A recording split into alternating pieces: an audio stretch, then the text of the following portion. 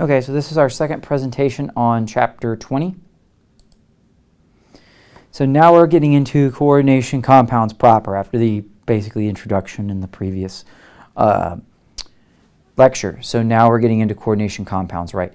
So we've got some metal center here. This example is cisplatin. This is an anti-cancer drug, and it's a coordination compound, and it's very simple to observe. So what you've got is a platinum metal center coordinated with two ammonias and two chlorines. And that builds this kind of thing that looks sort of like a molecule, but it's got a metal at the center instead of being just a conventional molecule where you've got nonmetals interacting with each other. So you've got a metal in the center and you've got these ligands. Now you can make the trans version of this by moving this chlorine to the other side, so they're opposing each other, and that compound does not have the anti-cancer properties. But this just gives us a good picture of kind of what they look like. You get a metal center, and then you have these things coordinating them and around them. And it can be ions, or they can just be true atoms. And the charge of this thing can be neutral, or it can be varying charges. So the way that this one works is that you got two neutral ammonia molecules, and then two chlorine ions that are canceling out the charge of the platinum, but they're still all coordinating together, making units like this, which act more like molecules instead of forming a lattice like would be in an ionic compound situation. So when these structures form, we'll call these molecules or ions that surround the center ligands, and that's what the term is. They call them ligands, right? In the cisplatin, the ligands are the ammonia and the chloride ion, and the donor atoms are the ligand donor atoms. So in the ammonia, the nitrogen is the donor because it has the lone pairs. This is related to Lewis acid-base theory, which we talked about in previous chapters. The lone pairs on the nitrogen are given. So the metal acts as a Lewis acid, and the ligands act as Lewis bases who donate electrons into the metal. They help the metal fill its D space and become more stable, like reach a half-filled or fully filled D space. So there are ways to predict like what kinds of complexes will form and how stable they'll be and where their charges will be based on what the center atom is. We're not going to go into all that detail here because it can be very complicated, but for now we're just going to look at the basic ideas, right? Many of these are salts, but some act like neutral molecules, like cisplatin. That acts like a neutral molecule. Some of them are salts where this coordinated part is the cation of some ionic compound, right?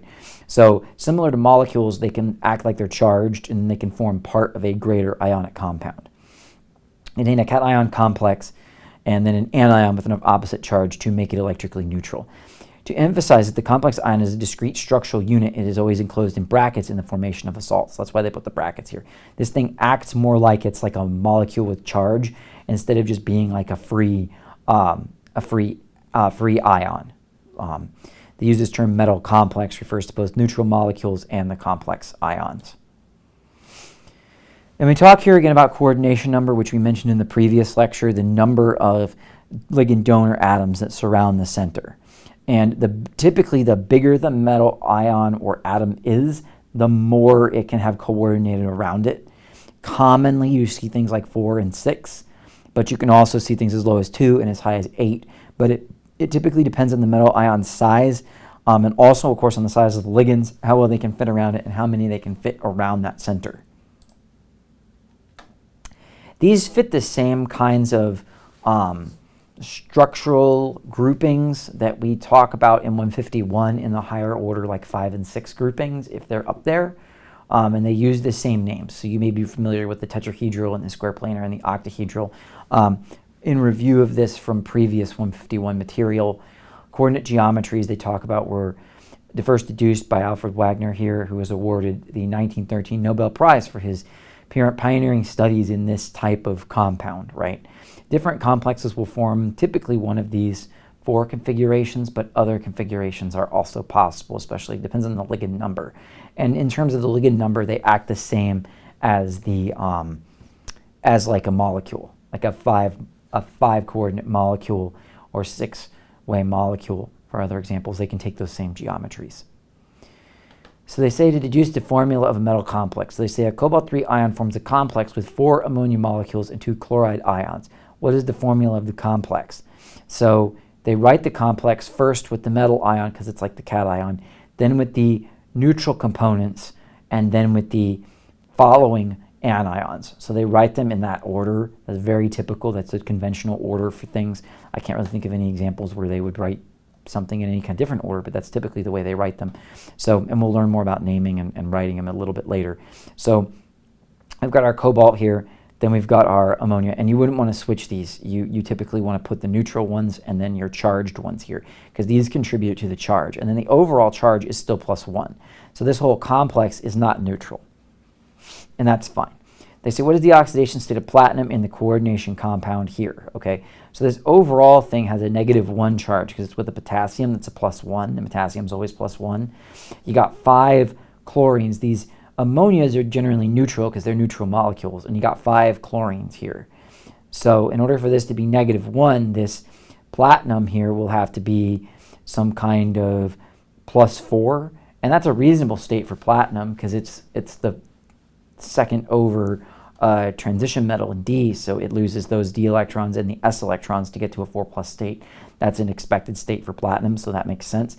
So that becomes our answer. This is just like figuring out the oxidation numbers in other types of compounds. It works very similarly. We just have to remember that things like NH3 are neutral molecules, so they're going to be neutral and not contribute. You could break these down. You know, you could take the hydrogen as +3, the nitrogen is -3, and you could show that those are neutral if you broke it down. But since we know that these units as a molecule are neutral, and we expect to see units like this in metal complex structures like this, we can just assume that they're neutral. So a little more about ligands, right? So typically what we've seen here are monodentate ligands. They bond through one atom like water or ammonia or the chloride ion. These are all monodentate ligands.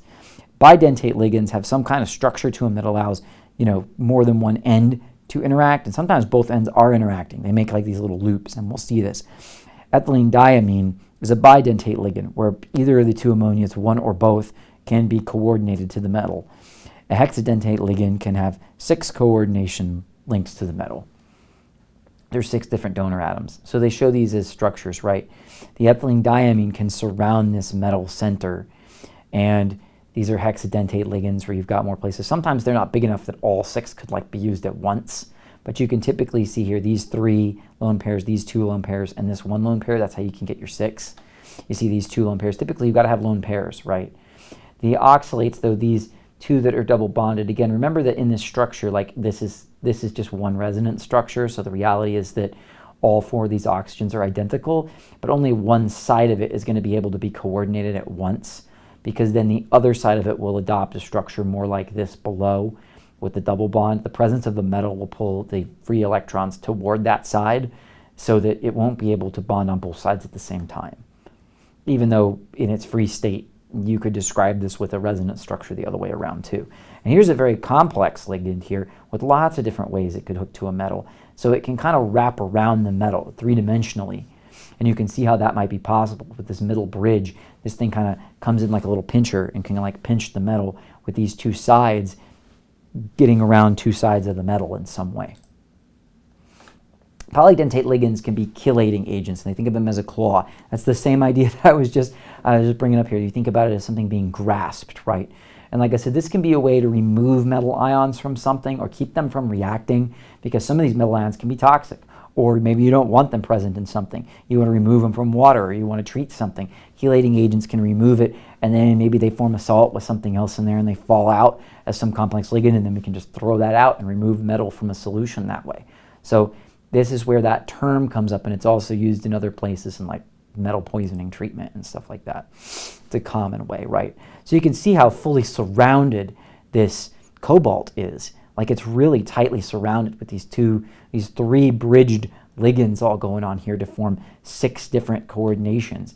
And you can also see a similar structure here with all these rings and all this kind of interaction here, forming this 6-way connection with the cobalt again.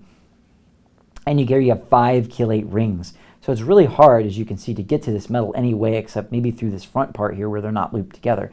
So you can imagine how these kinds of structures might be useful in catalysis, because if you can build something like this, you can prevent things from interacting with this metal except from one direction.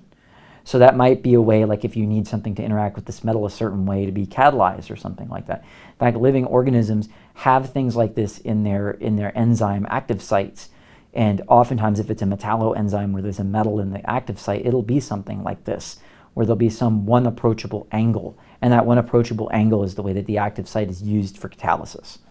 So, and here you see iron being fully surrounded in in heme, as an example. Heme, the components of hemoglobin, will look like this. Iron ions tend to be very toxic to living things unless they are properly controlled. So iron typically is complexed to make it bioavailable and to help living things use it. And one big use for it is in forming heme that goes into blood cells and that forms the hemoglobin in a larger structure.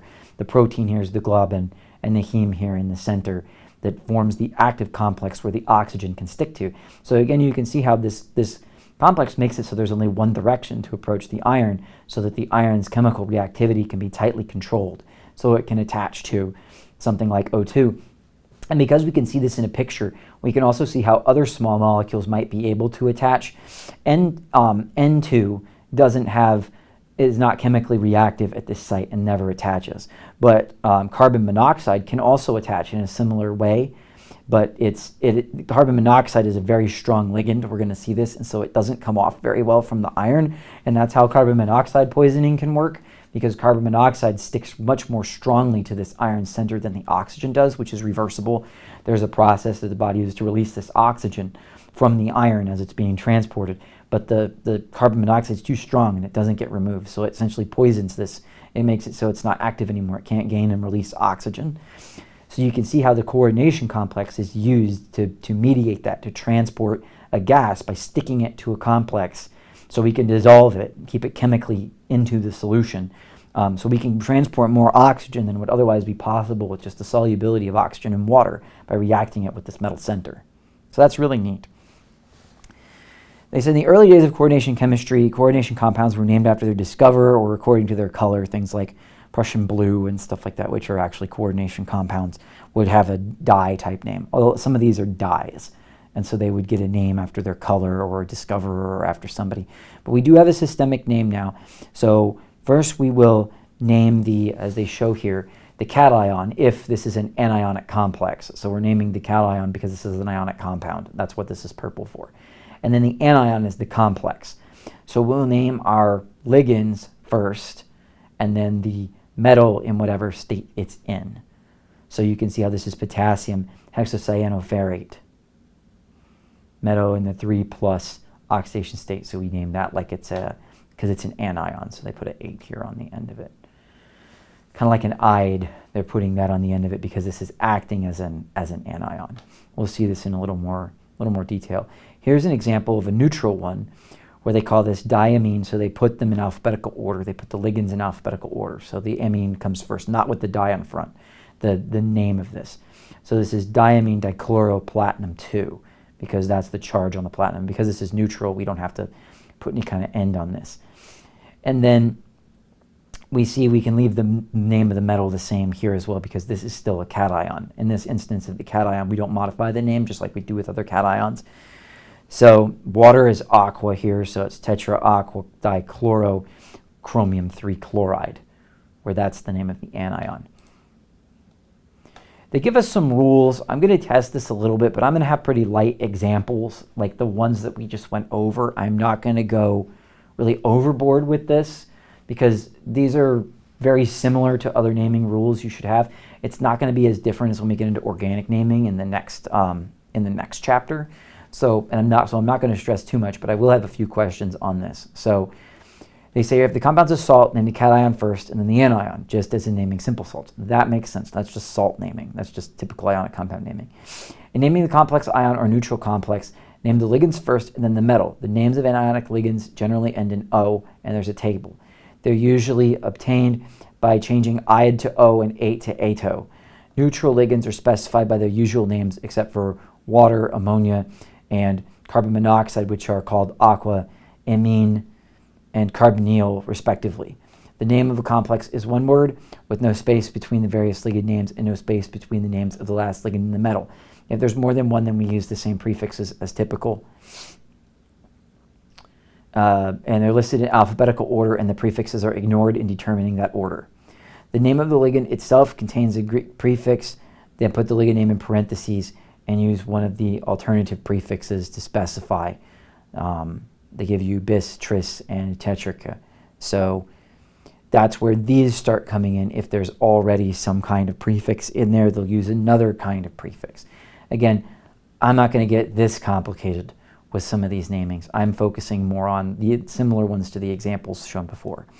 Use Roman numerals following the name of the metal to indicate the metal's oxidation state. This is normal. This is just normal naming of a cationic metal. So this doesn't change from where the metal would be a cation somewhere else in an ionic compound naming system.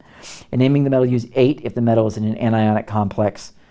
There's no simple rule from going from the name of a metal to the 8 anions. Some of them have some Latin names and they give us examples. I'm not going to test esoteric examples. I'm going to test ones typically that are out of the textbook or ones that are out of homework or other example problems. I'm focusing on that with this because these can get really crazy in terms of the naming.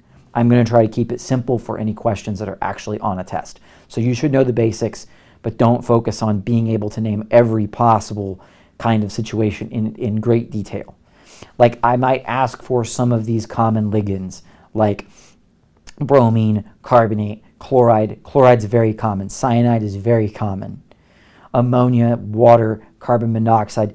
Even ethylene diamine is very common, but it's because of the complexity of this name and the fact they typically write it as just N, I may not even bother with this one. My focus is going to be on things like chloro, cyano, amine, aqua, carbonyl. I'm going to focus there, less on the less common stuff that we're going to see. They see how you change some of these names. Again, I'm not going to concern myself with perfect spelling for these. So aluminate, chrominate, cobaltate, I'm going to be looking ferrate. I'm going to be looking for some of these common ones near the top of this example or ones that we see plentifully. Platinate is one that we saw in an example. Ferrate, you should know. Aluminate, you should know. Chrominate. But I'm not going to ask anything beyond this table on my tests. I restrict myself to the material in these presentations. So I'm not going to ask for silly stuff. And I'm going to also limit you down a little further by telling you that I'm going to focus on the stuff that's in the example problems and in ones that we talk about here, rather than esoteric stuff like thiocyanate or orate or things like that. I'm going to focus on the common stuff, the things we're going to see in examples. So they give us this example, this cobalt, this got an ammonia, and it's got chloride, and it's prepared in 1798 by B.T. Tassert and generally considered to be the first coordination compound. Okay, so how do we name this? So the chloride ions at the end outside the little brackets. So that part's going to have to be the chloride. That's the easy part to break this down. So now we know that the first part is a cation. So we don't need to change it. We don't have to call it cobaltate. We don't need to do any of that. We name the chloride part first. That would be my first step because it's the easiest part to see. Then I would say, okay, it's a cobalt. What's the charge on that cobalt? Well, the ammonia is neutral, so the cobalt should be a +3. So that means it's a cobalt 3. So now we're kind of doing this in reverse, looking at the name down here in the answer on A. So we've got the chloride, we did the cobalt 3, and then we see there's 6 ammonia, so that's hexaamine. And again, if you slightly misspell these or something, I'm not going to concern myself about that heavily on a test. My focus is that you just kind of understand how these are put together and the general way that they're named. Looking at the second example, okay, so we got this iodine over here at the end, so that's got to have to be separate. We got this rhodium, okay, RH might not even be something common. You might have to look on a periodic table if that's not one that you know. You can see that that's got another iodine in here, and it's got the ammonia. So the amine part is going to be named first because it's alphabetically first, and then this iodine part over here. So this is a 2- iodine, so there's 2- over here. The ammonias are neutral, and this is a -1. So this is probably a +3 on this rhodium here. So we get the rhodium as a 3. We put the Roman numeral 3. We got 5 ammonia, so we got pentamine, and then we got iodo because there's just 1. We don't have to put we have to put a mono or any of that. We don't have to do that for these. There's no requirement to do that. So we go pentamine, iodo, rhodium 3 iodine. Then we got this highly toxic viscous liquid with this iron and these associated carbon monoxide ligands. So they call this the carbonyl ligand, but it's really carbon monoxide as a ligand. If it's liberated, it is liberated as carbon monoxide gas. So the carbonyl ligand bonds very tightly. It bonds very tightly, but it's neutral because it's just carbon monoxide. So the carbonyl ligand is neutral, and its oxidation state of this iron must be 0 because all it has is neutral ligands. So this is just a neutral atom iron associated with 5 carbonyls. They call this pentacarbonyl iron 0. And this is the correct way to write this. I have also noted the book puts the charge. Some texts and some examples do not put the charge if it is neutral. They just leave off a charge. That is considered acceptable by some standards. I consider that acceptable as well. Here, though, you should put the 0. They're teaching you to do that, so you should do that just to be extra clear that you didn't leave off the charge. But technically, and in most examples, it's not there. The common name is typically done, again, if these are neutral, they commonly will just move the iron to the front after they do that and call it iron pentacarbonyl. This would be similar if this was like a cobalt pentacarbonyl or something like that. In neutral situations, common name, they'll typically move the iron to the metal to the front and name it like that. Or they'll name it like this and they'll leave off this charge. That's also commonly done. This is the fully correct IUPAC standard way, putting the 0 there for extra clarity, but be aware that those others do exist, and sometimes books and homework will use those and not tell you. So you should be aware that these common variations when the compound is neutral do exist. So here we've got this anion here, formed when iron 3 rust stains are dissolved in oxalic acid. So this is a negative one, so this is going to be like a Fe8 is going to have to be at the end of this. The charge on this iron, so oxalate here has a charge of -2. There's 3 of them, so that's -6. The iron is going to be an iron 3 then to cancel this out, so we get an overall 3, so that'll be a Fe8 3. There's 3 oxalates, so it'll be a trioxaloferrate 3. Now, even though we have an 8 here, we still have to put the Roman numeral 3 because we need to indicate the charge, because the metal is still a cation, even though the overall thing is an anion, and that's why we put the 8 on there. Keep all that in mind. Here they have examples writing them from a name. I think this is much easier. So we'll look at some of these examples. So potassium, so I would just write potassium first. Okay, so we have potassium. And then I open up my bracket. I look for my metal. That's the nickel, so I put that next, just as we're supposed to write them in the structure. And then I would go to my next one, and there's what? Tetracyano. So that's 4 cyanides. Okay, so then I would think about what the charge of that would be. It's a nickelate 2. So that means it's a -2, so I'll need 2 potassium. So I put a subscript 2 on my potassium. That would be my kind of workflow. I would start and kind of do them in the order of the first. If it's a anion, write that metal first. Figure out the metal that's in the complex and its charge state. Put the ligands on there in the bracket, and then maybe make an adjustment to the cation if we need more than one of them. Aqua, chloro, bis, this thing, ethylene diamine, cobalt 2 chloride. So they typically write ethylene diamine as just En. That's very common. So we know that there's water, and there's 1 water because they don't write that. There's also 1 chlorine because they didn't put any prefix. They don't have to put a mono in this. Keep that in mind. It's not like those. So we know that this is a cobalt and that there's a chloride in here. So they say here they write this first part here. There's the chloride. This is the answer part down here on B. So the chloride, we could write that part there, put this in the bracket, put the cobalt. We know that ethylene diamine is neutral, so they write that one first. Then you typically write the remaining ones in alphabetical order from their other things. So the ethylene diamine, they put that here, and then they put the water. I've seen examples where they switch these two. They typically put the one where there's more of them first, because the water is also a neutral ligand, and neutral ones go first before the chlorine. That's definitely true. But these are not in alphabetical order, and sometimes these can be switched. I have seen these switched when they translate this from a name. They don't have to write these in the same order they're in the name. Typically, they'll write the bigger ligand first, and ethylene diamine is bigger than water, so they write that one first. That's a typical hierarchy, but I have seen these swapped, so keep that in mind. But the chlorine should always be last because it is charged. It is charged in this compound. So keep that in mind. Typically your neutral ligands, you got your metal, neutral ligands, and then your any negatively charged ligands. Okay. They got sodium hexafluoroaluminate, okay, called cryolite. So that's aluminum with 6 fluorines with a -3 charge, and then you balance it with 3 sodiums. And then similarly with the diamine silver, that's just 2 ammonias with the silver and a plus for the silver ion in this example. So the only one I think is really more complex than anything I would be asking is in this B example, and that's only because figuring out the ordering of the neutral ligands is not always consistent in how people write them. So let's talk a little bit about isomers here. So isomers are compounds with the same formula but different arrangements of atoms, right? And we break them down into these different categories. We looked at those at the beginning of the last lecture, but this organizes them all together. Constitutional isomers have whole different connections between the atoms. The only commonality is that they happen to have the same types of atoms and numbers of atoms.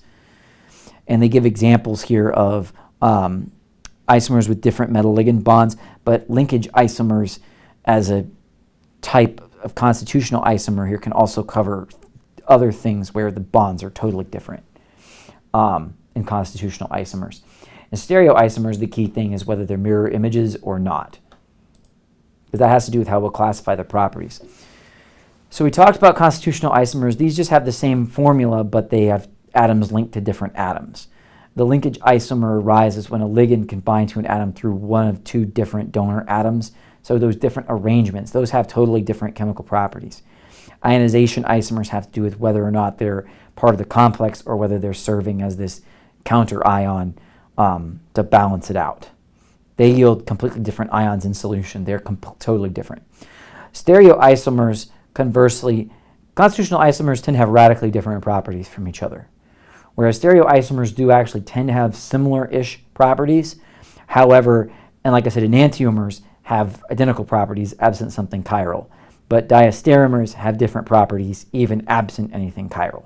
They're sometimes also called geometric isomers. Examples being the cis-trans isomers, which can have totally different properties, different boiling points, melting points, all kinds of different things.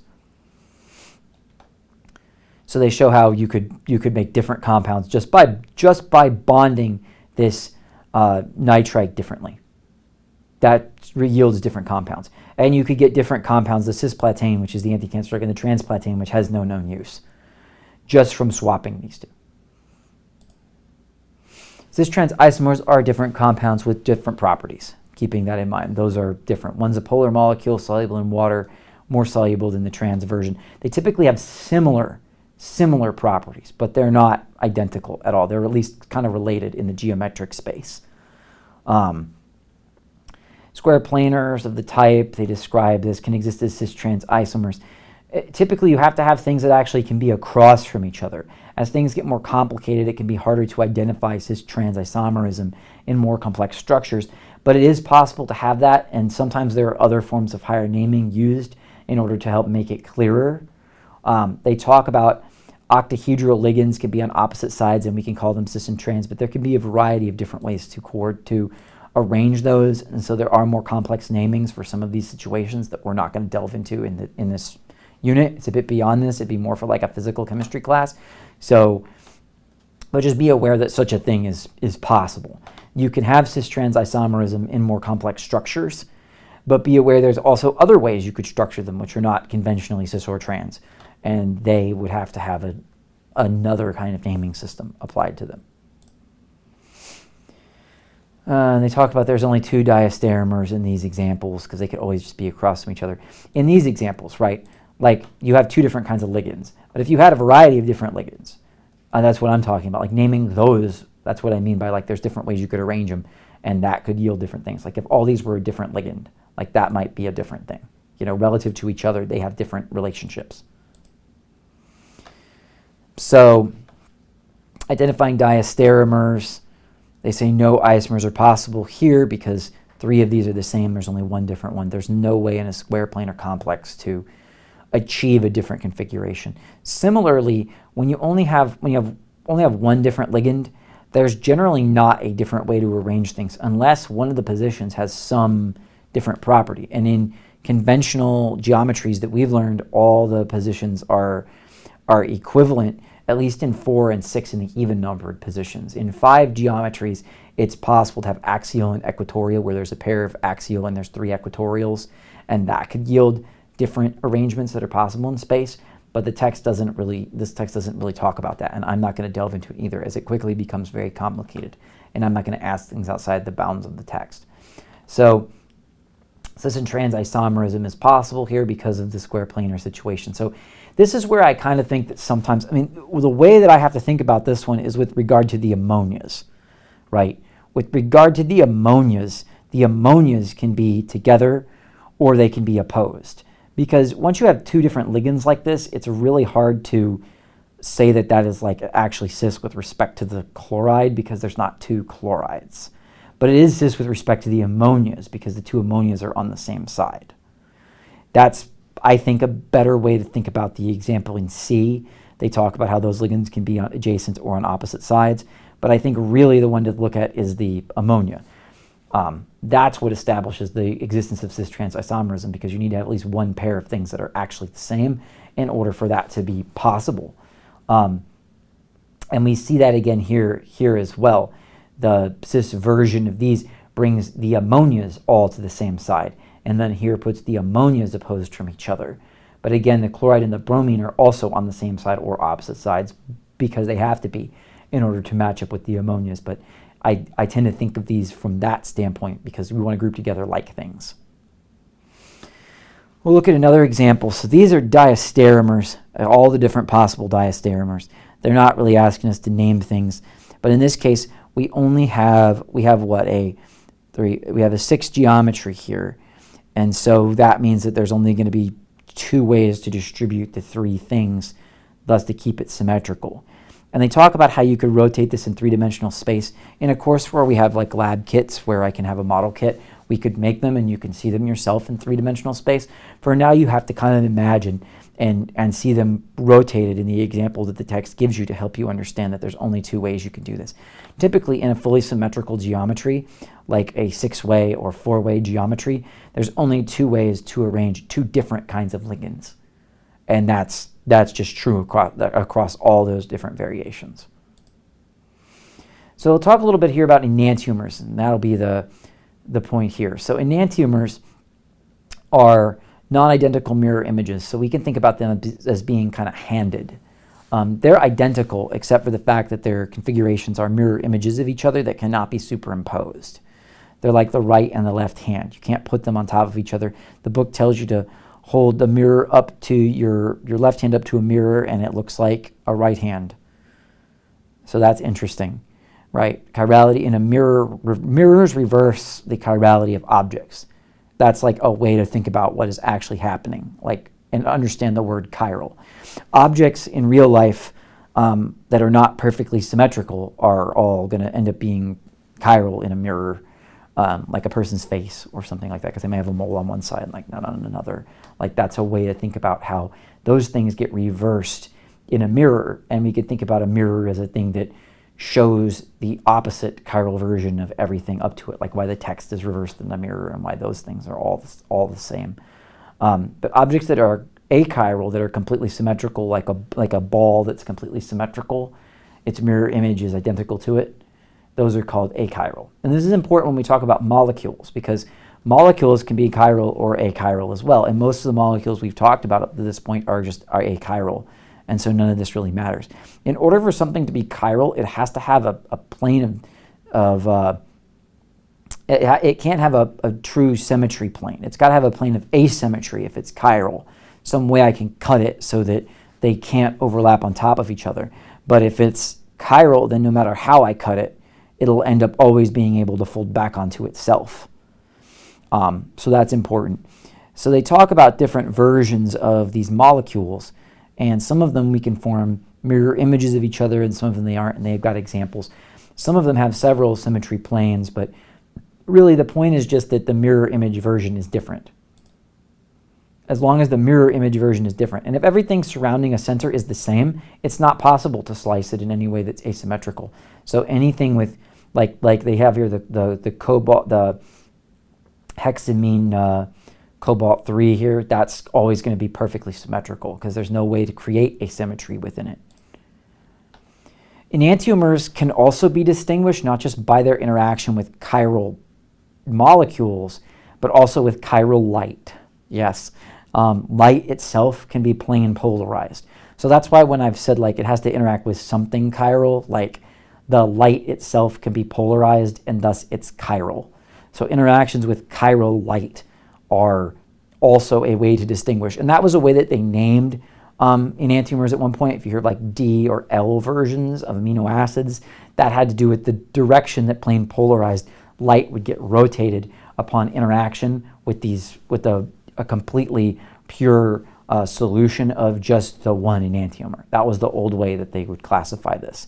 Today there are different ways to make these distinctions. There are what are called chiral columns, which is a packed material full of chiral material, and you can pour a racemic mixture through it and it'll come out. You can separate enantiomers. It can be done today without, and you don't have to just pass light through, but it is a good way to test if you have some pure mixture to figure out which one is which. Like if I have two beakers, I know that if I do chemical reactions on each of them with achiral things, they'll be the same. But if I don't want to run reactions on them, I can run light through them as long as I've got it plane polarized through a polarizing filter, like a kind of sunglasses. Then I can measure the tilt as the light passes through one or the other and tell them apart without having to do any kind of chemical reaction with them. I'm doing a spectrophotometric process on them to make the measurements. And you can name them plus or minus. That's where the D and the L come from. They rotate it to the right, that's plus or D. And they rotate it to the left, that's L or minus. But there's other naming systems for this as well. If you get a racemic mixture, then there'll be no rotation. So this is another way that you can tell these enantiomers apart. And this is going to be really important in like an organic chemistry scenario because there are a lot of situations where you get chiral molecules out of organic reactions. But you can also have chiral coordination complexes, which are the examples here. And I think they're in a lot of ways easier to understand because since they're big and bulky like this, you can see in the descriptions here where the bridges are, like these bridges are on the right and these bridges are on the left. And if I try to put them on top of each other, they're not the same molecule and they won't fit on top of each other. Okay? Whereas this has symmetry planes, and I could make a copy of it in the mirror and put the mirror image on top of it and it would be fine. There's no way I could rotate the mirror image so that it would fit on top of it. It's not possible because things will be poking out in the wrong direction if I turn it, if this was a real three-dimensional object. Remember that bold wedges poke out and hashed wedges go into the paper, and any lines that are along the plane of the paper are in the plane of the paper. That's the typical way of notating this. That may help you be able to visualize the fact that these do not fall on top of each other. I show an example of using a polarizer for light like the sunglasses filter and then seeing the rotation of the plane. You can put another filter that can only measure light when it passes through the filter. There's ways to do this. The light source, most conventional light sources are unpolarized, like light from the sun or from light bulbs. Human beings can partially sense polarization purity if you're trained to be able to tell. You can't really tell like which direction it is, but your eyes can kind of sense when light is enriched in a particular polarization to some extent. And it has to do with the way that our eyes are constructed, where the light sensing cells are located. Their relative orientation with respect to the light activates them differently.